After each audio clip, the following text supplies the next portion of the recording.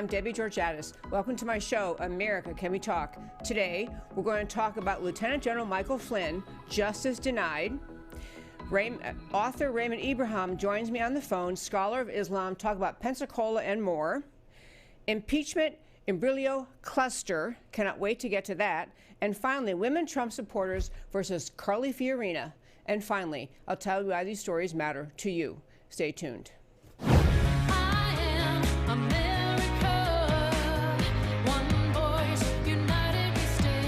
Debbie Georgatos, host of America Can We Talk, is an author, attorney, and political analyst whose mission is to inspire the American political conversation about preserving liberty in the best country on earth.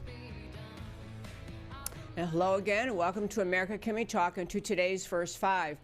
Yesterday, when I started this show, I was telling you that as I ran out the door to come to the studio, I was hearing that a ruling had been issued by Judge Emmett Sullivan, federal district court judge, denying the motions filed on behalf of Lieutenant General Michael Flynn by his brilliant attorney, Sidney Powell. Essentially, the motion was to compel production of documents which Flynn's attorney had claimed were withheld wrongly under the Brady rule.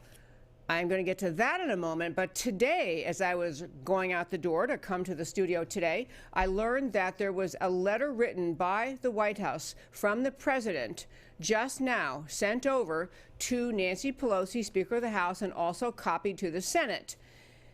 This letter, obviously publicly released, and it is a brilliant assertion by President Trump, a brilliant protest 5-page letter spelling out how egregiously wrong, unconstitutional, and purely rawly political this impeachment effort is. I cannot urge you strongly enough to read the whole letter. One reason President Trump says he wrote the letter, near the end, he points out no matter what happens in the impeachment vote tomorrow, Wednesday, in the House, and then the new year in the Senate, we're going to get to that a little later in the show, but he points out he wants the facts on the record for history, for future generations, for future presidents to understand what is happening in this impeachment. I didn't even have time before I left the house today to get a link to this letter up on our website, but it'll be up later today. Again, the website is americacanwetalk.org. I cannot urge you strong enough to read this brilliant summary by the president's team sent publicly to Pelosi and the Senate about what's so wrong about impeachment. But I do want in the first five, what I want to get to is Lieutenant General Michael Flynn and his current situation. As we said yesterday, the judge in the case, Emmett Sullivan, who is, by the way, a Democrat, but Emmett Sullivan had in other cases been extremely willing to follow the law. He had been the one, actually Sidney Powell, the lawyer for Flynn, who has been in front of Emmett Sullivan before, wrote about him at length in her book, License to Lie, as a judge willing to not be political, to just cut through to the truth, and actually called out in his rulings, called out the conduct of the FBI in the context of other cases, including Enron and including Alaskan Senator Ted Stevens. But, and I think because of that, many people thought, well, gee, this is a judge who actually is willing to follow the law. I will just tell you in summary form that what this judge ruled in this 92-page ruling essentially brushed aside every single argument made on behalf of Lieutenant General Michael Flynn by Sidney Powell in this amazing brief, which most of us have read and we've shared it in the show, and basically said no to all of it. Said there wasn't any problem with the FBI, the lawyers inside the FBI changing documents, failing to give him documents that she was arguing had to be produced under the Brady rule. Basically dismissed all of her arguments, and on top of that, this judge questioned, which I truly do find astonishing, questioned Sidney Powell's integrity. He actually took the time to carve out a portion of the ruling to talk about plagiarism and, the content of her pleading, in a pleading which she cited with a full link to where she got it, but he was calling her characterization of certain sets of arguments in her brief as plagiarism, even though she had in the footnote the hyperlink to where she got it from. Now, we can go off on that idiocy in a moment, but what I read into that is that this judge had decided long before all of the pleadings that Sidney Powell had filed, all of the arguments being made all over Washington, that he was not willing to set aside Lieutenant General Michael Flynn's guilty plea pretty much no matter what Sidney Powell wrote. Because literally the arguments were almost infallible is too strong a word, but the arguments were irrefutable. They were extremely strong. And the bigger point as I wrap up the first 5 today is this. At the 50,000 point level, if you're way above the earth looking down and you've watched this impeachment disaster unfolding in Washington, and you paid attention to what the Inspector General's report said happened inside the FBI with respect to their corruption in seeking FISA court warrants to spy on Trump allies, with no basis, with a dossier that was completely ridiculous, which the Inspector General pointed out their own team had made clear to the FBI that this is an unreliable person. We shouldn't be relying on Christopher Steele. I mean, the utter premise of the entire Trump-Russia collusion was eviscerated by Inspector General Horowitz's findings. And you don't get to be Judge Emmett Sullivan sitting there in Washington and deciding this case in some sterile, myopic way, saying, well, because on this pleading and this point and this argument, I find in favor of X and not Y. It is myopic, doesn't even begin to describe the unwillingness of this judge to recognize the bigger, larger picture of what is happening inside Washington and the determination to get President Trump at any cost.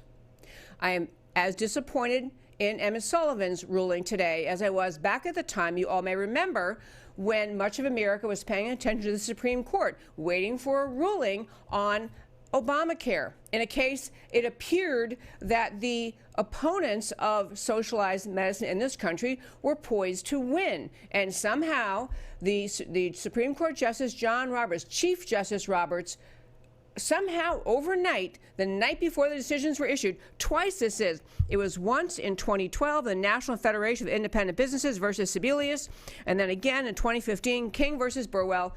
I had to make sure I had those names and dates right. In those cases, in both cases, inexplicably, the Supreme Court Justice John Roberts went with the liberal side. And I want to be really clear. Judges aren't supposed to be political. It's not supposed to be Democrat judges vote with Democrat presidents and Republican judges vote with Republican presidents. It's not supposed to be that. I'm not arguing for that. I'm arguing for the idea that the conservative side, generally speaking, takes the view that you must follow the rule of law. That you can't make a decision as a judge because you prefer one party over the other, one set of political principles over the other. You make a decision on the law.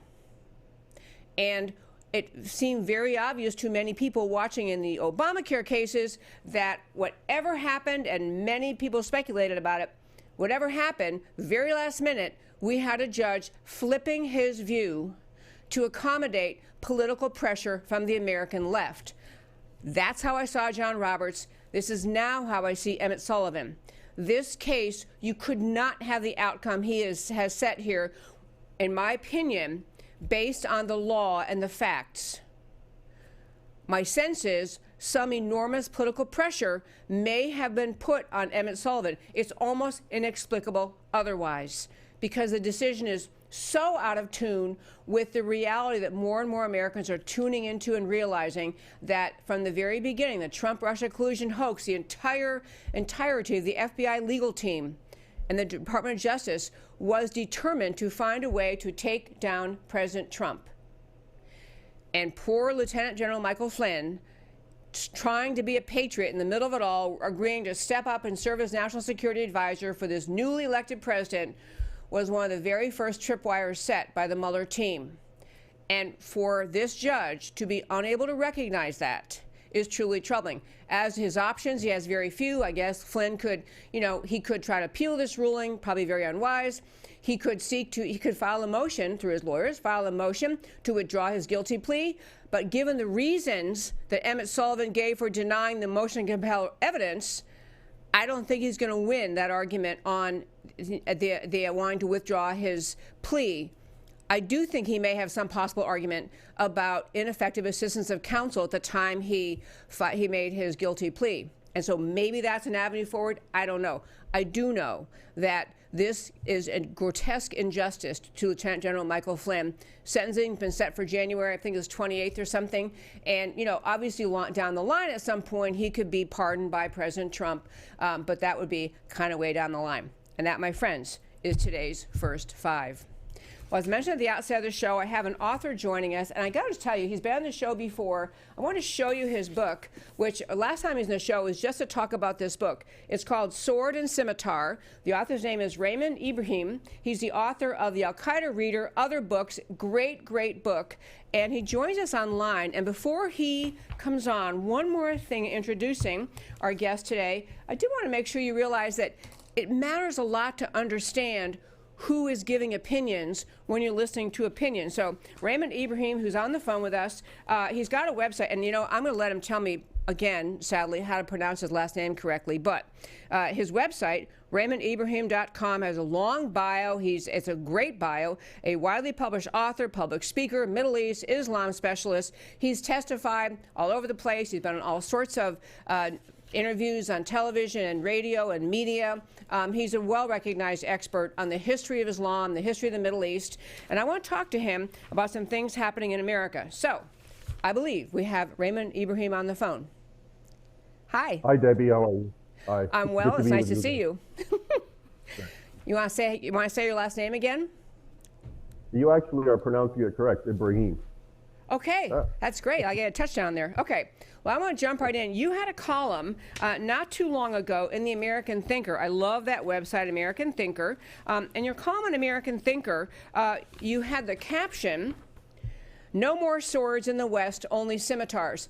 And you were getting at the idea that it seems as though in the West, in America, Western Europe, the Western world, we are a little bit more timid, or we're too timid in defending our culture, our identity, as opposed to, you gave as an example, I believe, in Saudi Arabia, the scimitar, the symbol of one of the symbols of Islam. They keep that in their flag. Is that right? So you used to talk about what was the point of this article. We're going to get into a lot more things, but you were talking about no more swords in the West, only scimitars. Yeah, well, the point was, you know, I always write about the fact that Islam today, in the modern era, if it's able to terrorize the West, it's not because it can, it's because it's being allowed to, empowered by Western sources, as opposed to historically, when Islam had no other option but to invade violently with the sword. And what got me about this particular story is its relevance to my book, the book you just showed, Sword and Scimitar. The very last sentence of that book, which is, I think, 350 pages, what I wrote is, no matter how diminished, a still swinging scimitar will always overcome a strong but sheathed sword. And I'm referring to the Islam, no matter how weak it is, because it is economically, militarily, definitely weak compared to the modern West. But as long as it's still doing what it's doing, and the West is not doing anything and not at least even protecting itself, it'll cause damage. And so in connection, it's a New Zealand rugby team, because they feel their logo, their team logo, which is basically a crusader holding a sword, is offensive, particularly to Muslims. They actually have removed it, the logo. They changed it completely. And so again, you see this, it's just a minor issue that wasn't even really mentioned in any news sources, really, because it's not that big of a deal. But again, symbolically just shows you, as you said, Saudi Arabia. Now here you have an entire nation that proudly depicts its scimitar, and underneath it, it says the Islamic creed, which is there's no God but Allah and Muhammad is his messenger. A creed that has past and present caused so many people to get killed if they don't recite it by said scimitar. And so you can just see the the reaction of a Western. It is a team, but it's a Western element. How it's rather craven and capitulates immediately and feels scared because there's a crusader with a sword. And then on the other hand, you have Muslims who are continuously venerating their past, boldly and proudly depicting swords and, quoting Islamic history and scriptures and so forth that validates violence and conquest. And it's that, dichotomy of a sort of very weak West and a very aggressive Islam that is behind all the terrorism. Because again, I can't underscore it enough that if it wasn't for what the West itself is doing, let's say the West just said, you know what, like countries such as Poland, for example, who say we don't want Muslim migrants. Well, guess what? There's no terrorism in Poland. There's no people killing, screaming Allah Akbar and terrorizing the Polish people. So there are ways. But when you look at, how Western Europe and America and so forth are by and large responding, they're the ones who are allowing and empowering the violence and terrorism. That was a great summary. I want to just mention about your book again, Sword and Scimitar, and actually the subtitle is 14 Centuries of War Between Islam and the West. In your book, and I know you talked about it before on the show, and so, we don't have to go in great detail, but there have been so many books written trying to prove that the teachings of Islam itself in the Quran, allegedly out of the mouth of the founder of Islam, Muhammad, out of imams and Islamic universities and schools around the world, there's so many people who've been trying to make the point that Islam itself actually does command devout followers to engage in jihad, to forcibly spread Islam by force, by duplicity, by manipulation, but that the duty to spread Islam is written into the core of the identity of Islam itself. So your book went after and because so many people make that argument, your book I just loved it, goes through the history of Islam as a religion that has, since the time of the founding of Muhammad, been engaged in pushing Islam forcibly onto Christian, just non-Muslim, Jewish, Christian, pagan nations, the history of thousands of years. And I can't ask you to summarize the whole history, but I think most people, to many Americans, we woke up on 9/11 and said, wow, I wonder why the Muslims don't like us. And they had no idea that it's actually woven into the founding of Islam. So can you give us a little bit of a walk through the history of the aggression of conquest Islam? Sure, and just to add to your point, a lot of people, as you say, do make the doctrinal argument, okay? So they'll show you verses from the Quran and the life of Muhammad and his words, all of which support violence and conquest, subjugation in the name of Islam, etc., jihad.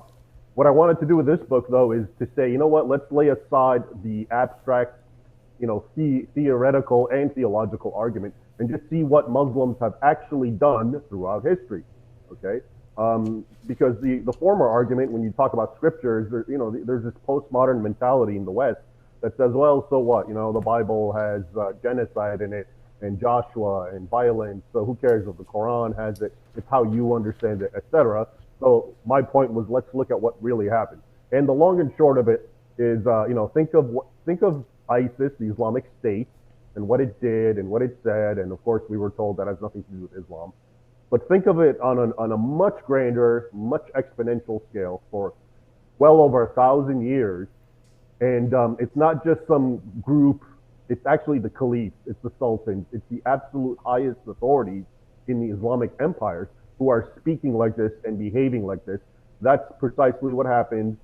That's what Islam did to all its neighbors. In the book, I focus on the West, which was basically the Christian world, Europe. And, most people, as you said, they thought after 9/11, why do they hate us? What's going on, etc. But when you look at this book, the answer is, well, they've hated you from the start. And this has been the normal behavior, except it was even more graphic and more violent because they could get away with it and they could invade and they were physically, militarily stronger often. And that's why, for example, in the 7th century, we took the entire Christian world, and then that's when Islam came into being. In that first century, 3/4 of the Christian world was permanently conquered. So all of North can you say that Africa, again? Say that again, that last sentence, in just the first, go ahead. Yeah, in the 7th century, in the 600s, that's when Islam, basically the calendar comes in to being of Islam. Muhammad died 632. The big conquests begin right after he dies. And in that time, if you looked at a map, the Christian world, most of it actually was in North Africa and the Middle East, Egypt and Syria, Turkey, all of North Africa. So that was not only the bigger part of the Christian world, it was the older and richer part. And actually, 4 of the 5 big centers were in the East. So in that first century, between let's say 632 to 732, 3/4 of that was conquered, most of it permanently. Places like Spain and then later the Balkans and Russia, which were also conquered by Muslims in the name of jihad, were eventually liberated. But we forget that all of North Africa and the Middle East was even more Christian than Europe. And the reason it is the way it is now is because Islam took it through extreme violence and force, just like it did with Europe. We forget Rome was sacked in 846 by Muslims screaming jihad. They were at the gates of Vienna 1,000 years later, or almost 1,000 years, in 1683. So they reached Iceland. They used to go to Iceland to enslave Europeans and sell them in the Barbary market. And it's important to keep in mind, it's not just that they were acting violently because everyone acts violently. It was always articulated as a jihad. It was always articulated the way ISIS articulates its violence, that the Quran teaches us to do this. That's what the ambassador told Thomas Jefferson in America's first war after it gained its independence. With the Barbary states, he said, when Thomas Jefferson asked him, why are you attacking our sailors? We did nothing to you. He said, you're infidels. The Quran tells us to do so. Our prophet tells us to do so. So the long and short is, think of the worst of ISIS, what they say and what they do. And that is exactly what went on for well over 1,000 years, except on a grander, more savage scale. And it's all, by the way, the book, that's what it's about. But the book's not my words. So if you look in the back, there's well over 1,000 endnotes to primary sources mostly. And I stress that because, I don't want anyone to think, well, why should I trust you? Because the sources are all there, and it's oftentimes stuff that no one quotes or translates or wants to talk about. But people in the past definitely knew about it. I meant to, when I introduced you, to mention that you actually obviously speak and read English fluently, but you also speak and read Arabic. And so you're able to look at primary source documents, read them yourself, not rely on the translation of others, which is one of the many things that makes your book so powerful. And I still say, I think the majority of Americans do not realize the history of Islam, because conquest Islam is a term I use, but that the very teachings of Islam itself compel devout followers to commit jihad for the purpose of spreading Islam by force. And that's what your book recounts in great detail, all the history, the battles, the information about the conduct of people and the nations conquered and the peoples killed. It's a great historical document to keep in mind as we look at our present day troubles. So now let's turn to our present day troubles. I want to ask you, obviously you're aware, as all Americans are, we had a horrific attack at the Pensacola naval station. We had Saudi Arabian nationals here with permission of America, here to train with the Americans on this in this naval base in Pensacola, Florida, and one of the Saudi nationals, a Muslim, opened fire and ended up killing innocent American soldiers. So I want to start with the idea that after that happened, there was some talk about whether America, our military, could do a better job figuring out, if we're going to bring Saudi military people here to America, can we do a better job figuring out who's going to engage in this conduct so we can prevent them from coming here then? What can we do? Here's the problem. Excuse me. Going back to what I was saying about the history and Islam and ISIS and all that. Excuse me. If you look at the nation of Saudi Arabia, our good friend and ally, and you look at how they operate their society, their public education, everything about it, it again is ISIS, believe it or not. Despite the fact that, we're used to seeing our presidents dancing with them, waving swords, and of course, all the geopolitical aspects that make them our great friend and ally. Saudi Arabia, if you look at it regularly comes out, the public education teaches everything ISIS does.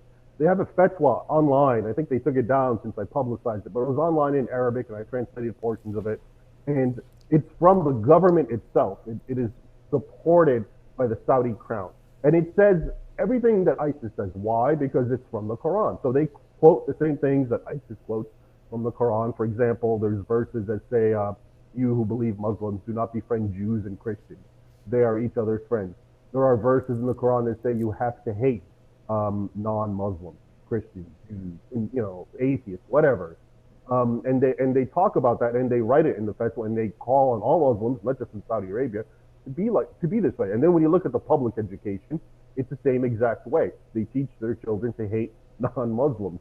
So there's nothing that I can find, despite all the propaganda, like I said, where America tries to show Saudi Arabia in a positive image. When you look at them, they're virtually identical in their Islam, in the hate for the infidel and so forth. So, in that context, when I find out that this Saudi man did what he did at Pensacola, I'm really not surprised. Just like I wasn't surprised to find out that 15 of the 19 hijackers of 9/11 were Saudi Arabian.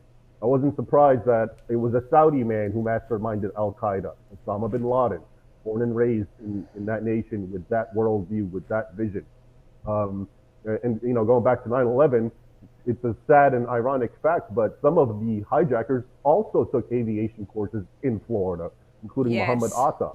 So you just keep seeing the reason these things keep happening over and over, and they will continue to happen over and over, is until you accept reality. So in this case, if I'm a leader, if I'm in charge of America or any non-Muslim nation, why on earth would I take in regular people from a nation that I know is imbuing them with hatred for my people regularly? And that's exactly what's happening. And am I supposed to be surprised when one of them lashes out, or 10 of them, or 15, or whatever? It's telling that after the Pensacola attack, I think another 10 Saudis were arrested, and then even more are on the run, last I heard. So, and this is the whole point, let's stop thinking about, terrorism as a specific group. Oh, it's ISIS. Oh, it's Al Qaeda. No, we have whole nations that are actually teaching all the bad things that ISIS and Al Qaeda teach. Again, Saudi Arabia, prime example. I can't find anything that they diverge in their worldview from, let's say, ISIS, which we are told are evil and demonic and have nothing to do with Islam. So again, until we accept reality, then how can you respond to it? Okay, so the reality we need to accept in America and in the West is that the violence we saw at Pensacola and at 9/11 and all the other countless Islamic terror attacks is violence that is encouraged and permitted within the core of Islamic teaching, within the Quran, taught not just at the time of the founding of Islam and the writing of the Quran, but in the words of Muhammad, and taught in this world, around the world, in mosques, by imams and Islamic schools and universities, the basic tenet that because Islam is the only truth, the only right answer, that they, the followers of Islam, are justified in committing violence to spread it. And so it's all the same. It goes back to Islam itself, not particular individuals who are bad actors. Is that fair? That's fair. It's one thing, I'm going to ban everyone from, let's say, Indonesia, because it's a Muslim country. So I'm not saying you would do that, okay? But when you have a nation like Saudi Arabia, and this is a special, different nation, remember, Saudi Arabia is the whole, forget the word Saudi, that's just the name of the ruling clan or tribe. But Arabia is the home of Islam. Arabic is the language of Islam. We use the word Arab, 22 Arab nations. It's really one, Saudi Arabia. We say 22 because they all speak Arabic. They've been Arabized by Islam and so forth. So that nation is really different.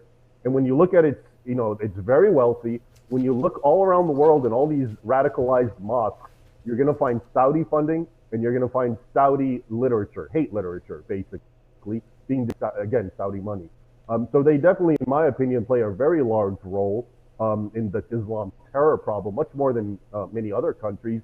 But because, again, for geopolitical reasons, they're our friend and ally, and so even those who normally will call out Islam and Islamic terrorism won't really talk about Saudi Arabia because they're our friends. And so, okay, but it's a lie, and as long as you are willing to tolerate that lie, you have to accept things like this to happen.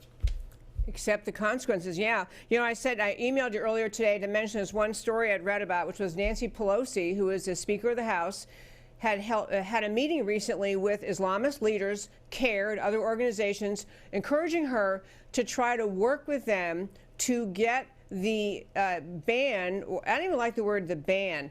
We had improved vetting processes that America is going to apply for people wanting to come to America from countries that have an extreme problem with violent Islam, with Islamists being violent. And so we had, finally, after many court battles, the Supreme Court said, actually, yes, President Trump can put in place a more serious scrutiny, a more serious vetting for people coming to countries that may mean us harm. And it's not all, actually, not all the countries included in this executive order are Muslim majority, but most of them are. So my question to you is, do you think that we are overly are we unfair in some way to Muslim majority countries to have the provisions in place that President Trump, did through executive order that essentially requires closer scrutiny? I mean, do you think that we're out of line in the way we handle that?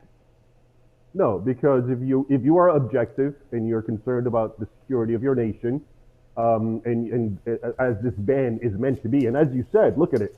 There are countries on this ban that are not Muslim at all, not Muslim majority. For example, North Korea. So it's not necessarily a Muslim ban. It's a ban against nations that pose a high terrorist risk. Now, let me give you an analogy. There's a group, a well-known international organization called Open Doors that chronicles the persecution of Christians all around the world.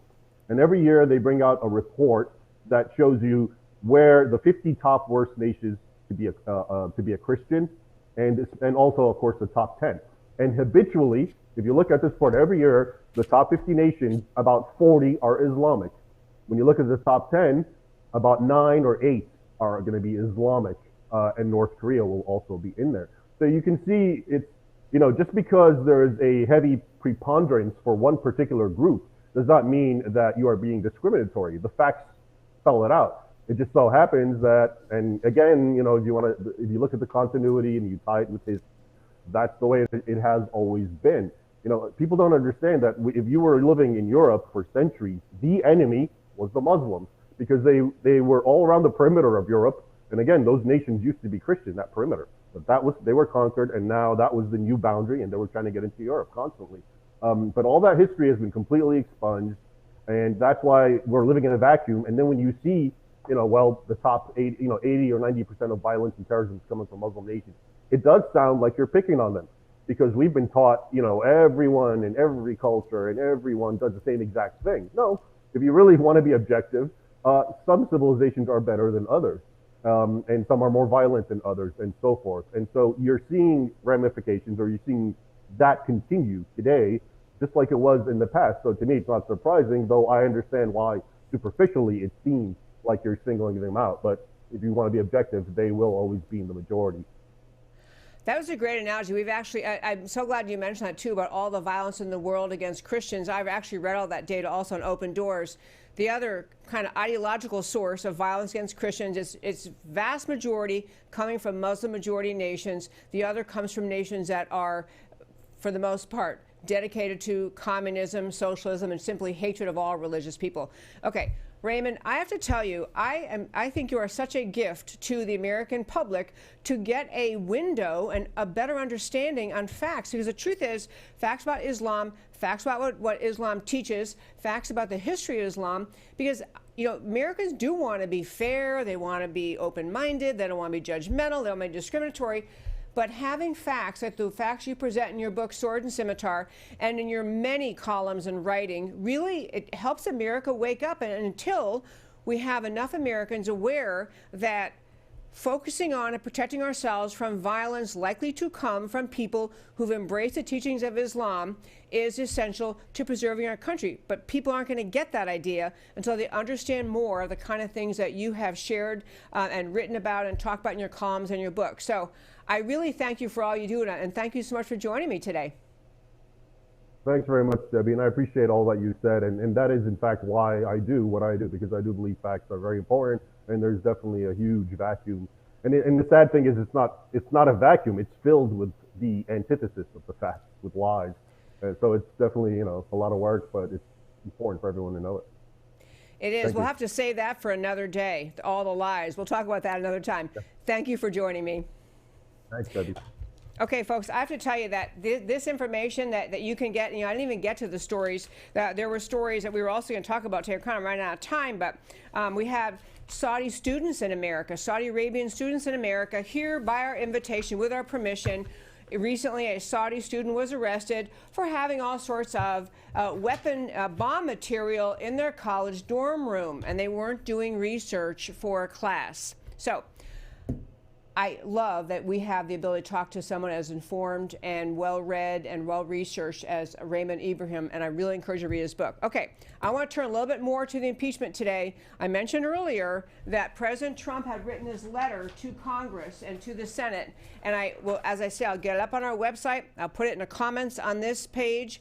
If you're watching the show today on YouTube, I don't know how to get it to you, but go to my website, AmericaCanWeTalk.org. If you're watching on Facebook, I'll put it up. But President Trump is one of the main things people love about him is he defends himself. This impeachment is an outrage. But I'll tell you three more quick things going on today in this impeachment cluster. One, Rudy Giuliani is on fire. I mentioned yesterday he's back from a trip to the Ukraine, and his comments, he is out there in the Twitterverse and other places talking about what he uncovered.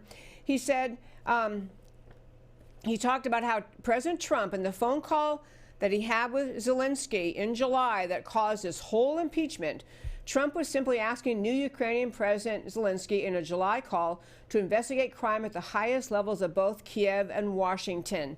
So he's saying, and he has come back with oodles, mountains of evidence of the astonishing, just interlaced like snakes level of corruption going on between the leaders in Ukraine and people in Washington. And I think a lot of what's happening now is people in Washington realizing they really don't want this whole, kettle of snakes open. They do not want to have the discussion start. They're trying to keep it all inside and crushed. And so they don't want to have what Rudy Giuliani has brought back.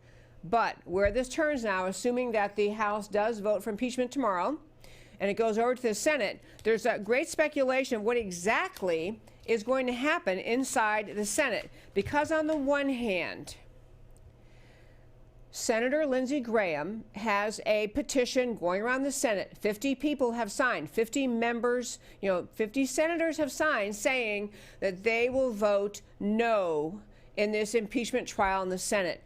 They are promising they're going to vote no. So basically saying, if 50 people are going to vote no, therefore the Senate is never going to get to the 2/3 majority needed of voting yes to impeach the president, because the Constitution requires 2/3 in the Senate trial.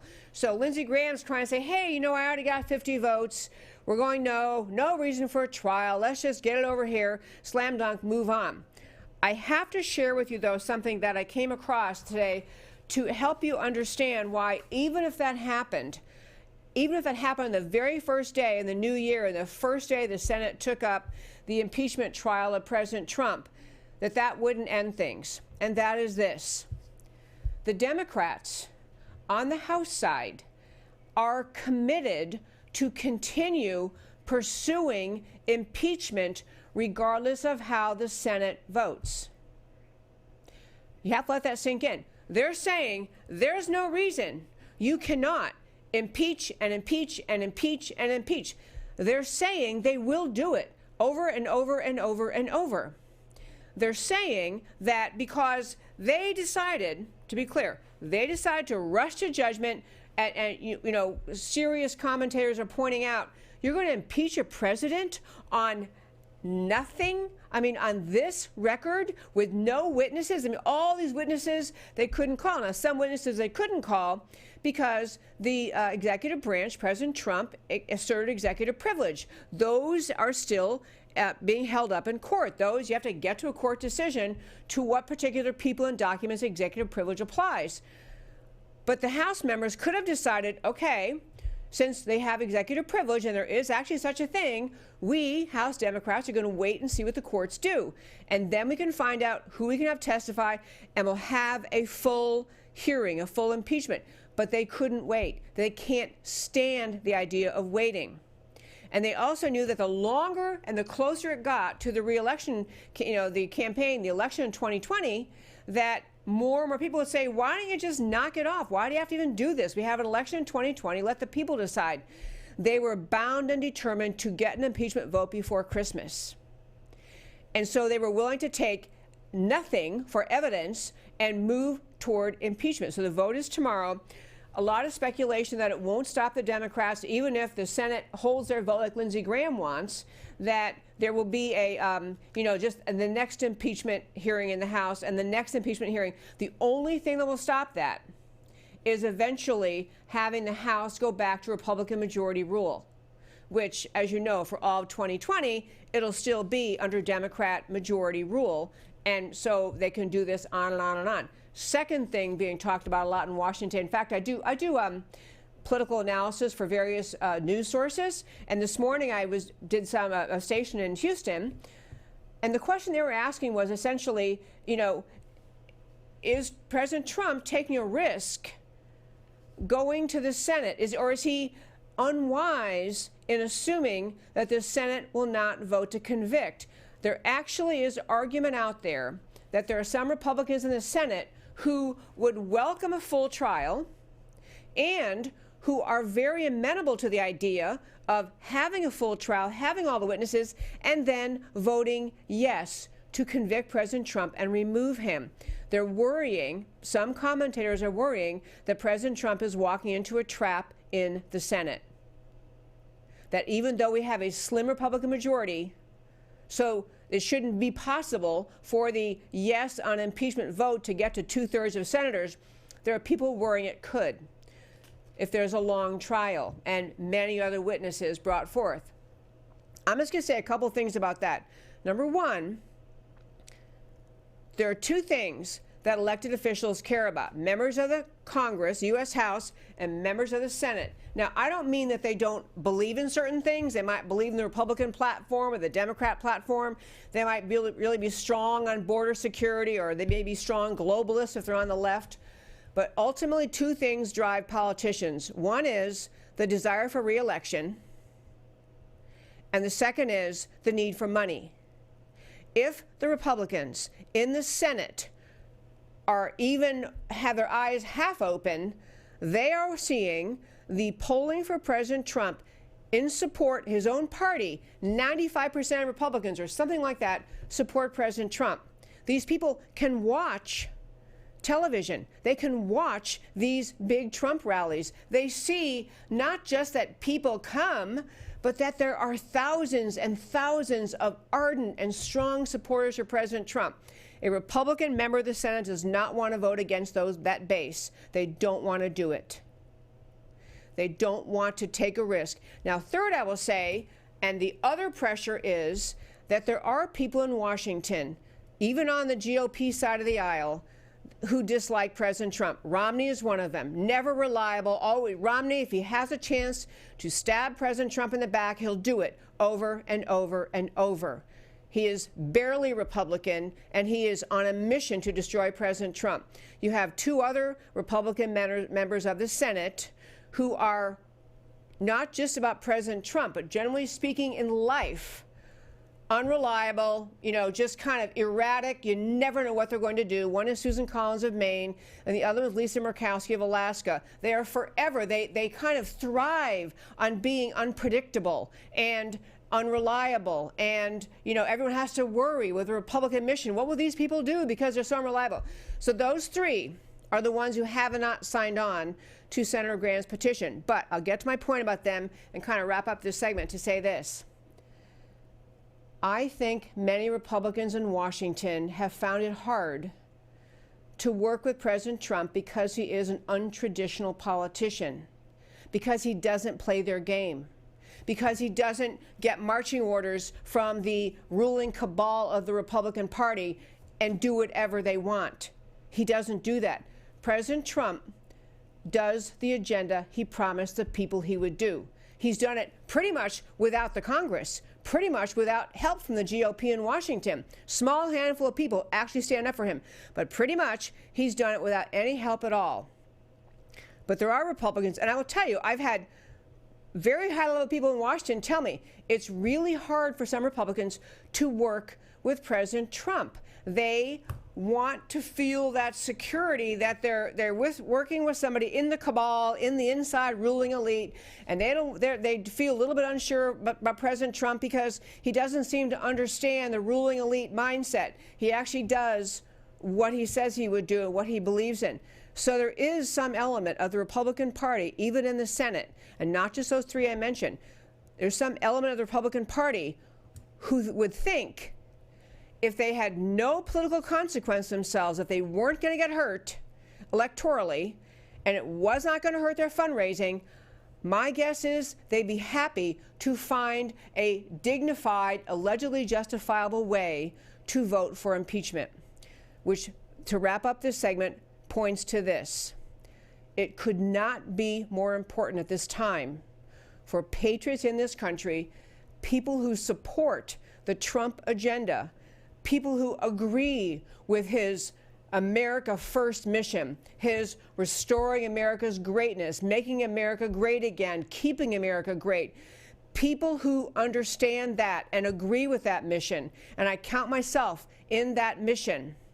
I think what President Trump is doing is literally restoring America back on track to be America. You people, and everyone you know who thinks like you need to be on the phone, on the email, calling the offices of these senators, calling your senator, your 2 senators in the states that you're in, calling your members of Congress, calling people in the Senate, putting statements out there in public. Be as public as you can with the message to the GOP in the Senate: don't you dare impeach this president. Don't you dare. I'm going to turn to my last story for today very, very quickly, and this has to do with Carly Fiorina. And speaking of someone who will never be president, and in fact has, shot herself in the foot more times than I can count. But Carly Fiorina was out with an interview. She's trying to make herself relevant again. So Carly Fiorina is out in public with a statement urging impeachment. And I'm not going to spend much time on her today, but I want to just say about where she is, what Carly Fiorina actually said. She supports impeachment, but she might still vote for Trump in 2020. And I'm just going to say, just like the other people I mentioned earlier in the show, Carly Fiorina either got her feelings hurt because President Trump did say some, and these are things I don't 100%, I don't agree with anyone in politics 100% of the time except myself. I agree with myself. Everybody else, I feel free to say what I think. When President Trump was running for office, I did not agree with the kind of statements he chose to make about Carly Fiorina with respect to her looks. I did not agree with President Trump's statements about Ted Cruz, calling him Lying Ted. Ted Cruz is one of the most noble members of the entire Congress. He's a noble guy. He's not a liar. I did not appreciate that. Having said all that, Ted Cruz has jumped up and he's standing up for President Trump in this unbelievable sham of an impeachment. Carly Fiorina, I have to wonder if what she's doing, she's either clueless about what the Democrats are doing to this country, clueless that there is no basis for impeachment at all, or she has a little bit of the sour grapes. President Trump shouldn't have said that, and he hurt my feelings. I don't know what's going on with her, but she has so lost favor and stature as a serious commentator on the issues facing America. And now, my friends, I want to talk to you about why the stories we talked about today matter to you. So we talked about today General Flynn and there's an unbelievable ruling by Judge Emmett Sullivan. Judge Emmett Sullivan yesterday sided with the DOJ and against Lieutenant General Michael Flynn, ruling Flynn is not entitled to evidence he claims shows entrapment, or other documents showing the FBI interviewers thought that he was telling the truth. You realize the FBI people who interviewed him thought he was telling the truth. He's not allowed to have that. Sullivan's ruling is inexplicable on the merits. It only increases the fears of a deep state or pressure on him. This is seeing the case and pleadings in a myopic view, failing to put this case in the context of the IG report and the facts coming out about the FBI's biased conduct.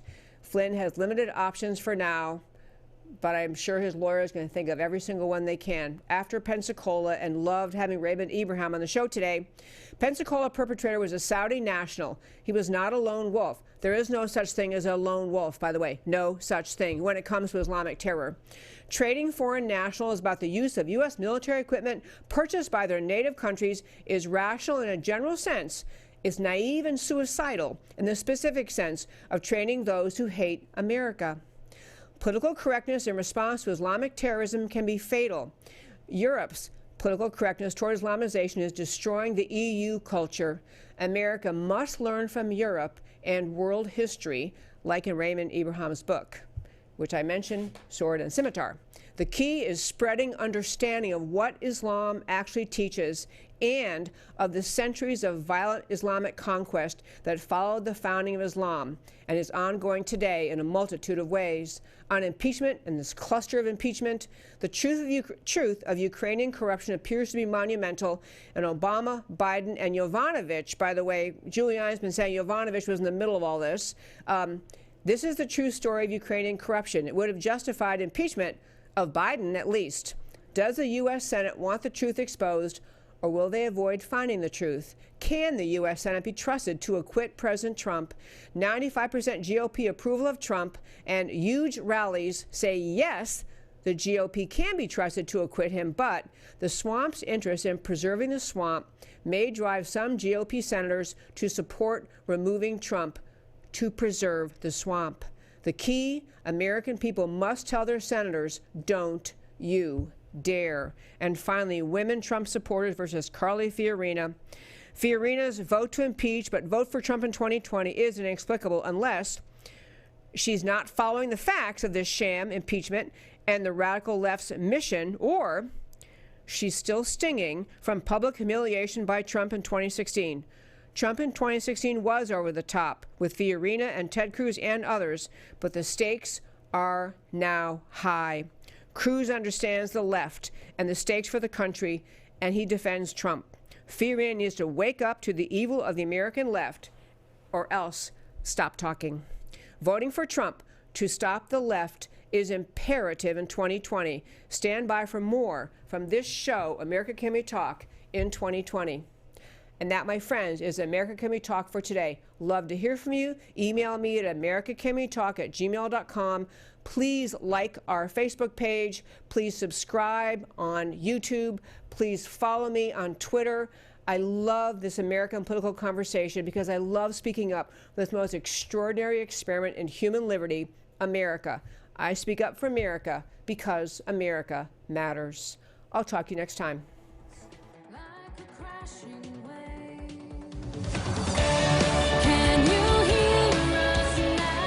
America, Can We Talk? Truth about America. Can you